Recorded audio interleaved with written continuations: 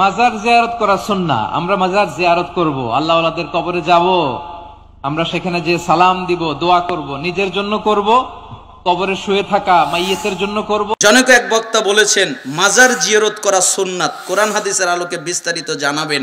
মাজার জিয়ারত করা কাফেরদের কাজ। আর জিয়ারতের অর্থ আপনি কি বুঝলেন?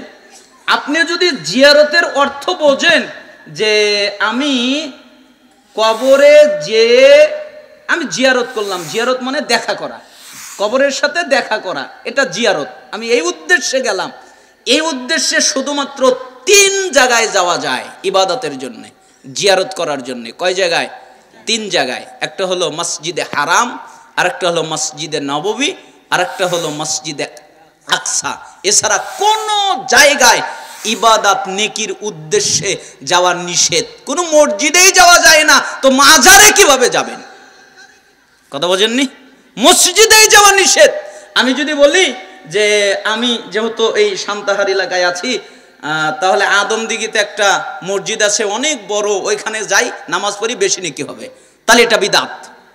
এটাই যাওয়া যায় না, 3 মসজিদ ছাড়া সফর করা নিষেধ। তো আপনি মাজারের জন্য কেন সফর করবেন?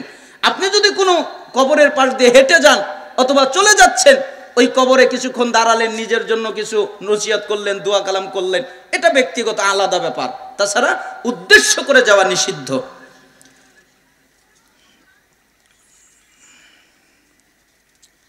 14ই ফেব্রুয়ারি সম্পর্কে কিছু বলেন। 14ই ফেব্রুয়ারি কি কি দিবস? ভালোবাসা দিবস। হারাম, এই দিবস নিষিদ্ধ।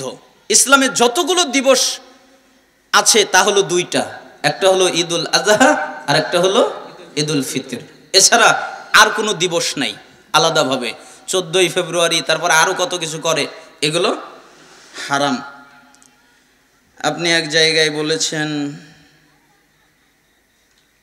বুঝলাম না, দিনের পথে আসতে চাই, অনেক চেষ্টা করেও পারি না, কি করা উচিত? সবচেয়ে জরুরি কাজ হচ্ছে আল্লাহ তাআলাকে ভয় করবেন, আর একটা দোয়া পড়বেন। মিশকাত 975 নম্বর হাদিস। কয় নম্বর হাদিস? একবার অন্তরে খোদাই করে নেন, এটা একদম আশ্চর্যজনক দোয়া। প্রত্যেকের জন্য একটা পারমাণবিক বোমা আছে না, প্রত্যেক জাতির, তাদের দেশে একটা পারমাণবিক বোমা থাকে, যেটা দিয়ে সে ওকে ধ্বংস করবে, ভয় দেখায়। ঠিক মুসলমানের একটা পারমাণবিক বোমা আছে, যা দিয়ে মুসলমানরা শয়তানকে ভয় দেখায়। এটা হলো ওই পারমাণবিক বোমা, যেটা মিশকাত 975 নম্বর হাদিসে এসেছে। রাসূল সাল্লাল্লাহু আলাইহি ওয়াসাল্লাম বলেন, কেউ যদি ফজরের সলাতের পরে জায়গা থেকে উঠার আগে এবং মাগরিবের সলাতের পরে, ফরজের পরে জায়গা থেকে উঠার আগে 10 বার পরে লা ইলাহা ইল্লাল্লাহু ওয়াহদাহু লা শারীকা লা লাহুল মুলকু ওয়া লাহুল হামদ বিয়াদিহিল খায়র ওয়া হুয়া আলা কুল্লি শাইইন কাদির, তাহলে রাসূল সাল্লাল্লাহু আলাইহি সাল্লাম বলেছেন আল্লাহ তাআলা তাকে সকালে পড়লে সন্ধ্যা পর্যন্ত, সন্ধ্যায় পড়লে সকাল পর্যন্ত শয়তান থেকে আল্লাহ তাকে নিরাপত্তা দান করেন। সুবহানাল্লাহ। কার থেকে নিরাপত্তা দান করেন? শয়তান। আর শিরিক ছাড়াও যত পাপ ওই দিন করবে আল্লাহ কিচ্ছুই লিখবে না, সব পাপ ক্ষমা, অটো ক্ষমা, ডিলেট। মালাকদের বলে দেওয়া হয় লিখো না, কেন? শিরিক করে নাই। শিরিক করলে লেখা হবে, কিন্তু শিরিক ছাড়া অন্য কোনো পাপ আল্লাহ ধরবেন, আরো অনেক নেকি হয়, 10টা নেকি হয়, 10টা মর্যাদা বেড়ে যায়, 10টা গুনাহ মাফ হয়, আরো অনেক ফজিলত আছে।